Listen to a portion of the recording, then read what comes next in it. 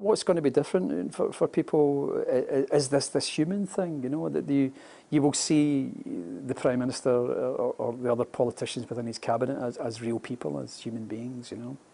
And that's, we tend to kind of not see politicians like that. Sometimes, you know, quite rightly, we don't see politicians like that. When we were shooting it,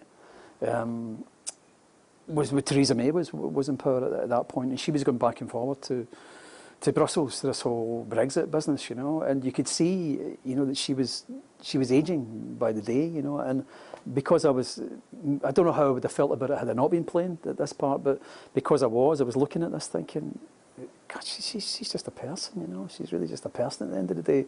But to see someone kind of fall apart like that in front of your eyes, I thought was quite sad. You are giving them a human face. It's a sort of, in some ways, it's great PR for politicians, this series, isn't it? Never thought about that. You're probably right. Maybe it is. Helping them out in a way. You've been in Canada for quite a long time now. You're, in some ways, a bit of an outsider looking in. It has been interesting for me because I've been away for the best part of 10 years now. Someone told me 10 years ago, you know, projected what was going to be happening. They said, you're crazy. You know, even the people that are in power now, you think you're insane. Really sad to see what's been happening, you know, from afar, and seeing how divisive it has been, you know, how divisive the politics has become, and to see how people have, even people within the same family, fighting about this thing. This whole Brexit thing has really kind of torn us apart as a nation.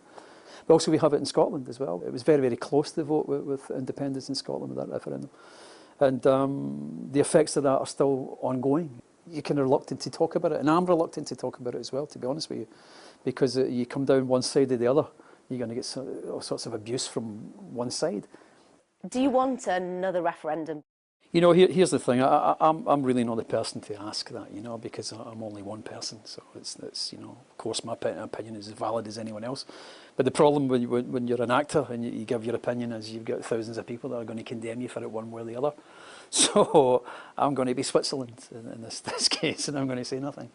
That is a sort of sad indictment of the whole issue, though, isn't it? That you can't give your views because you're scared of being attacked, probably particularly on social media. Yeah, I mean, there's no way that I'd put myself in that position. I mean, and also you can put your family in that position then also. So as a result, you tend not to comment about it. And I think it is true for people in general, you know, but certainly people that are in the public eye, you know, it's a dangerous time to kind of be going one way or the other. This show is also about with politics and disaster, but it's also, as you've said, very human and talking about juggling jobs and life and family. Do you feel like you've got it right in your own life? Oh, you hope, you know, you hope. You know, I've always tried to keep myself separate from my public self, if you know what I mean.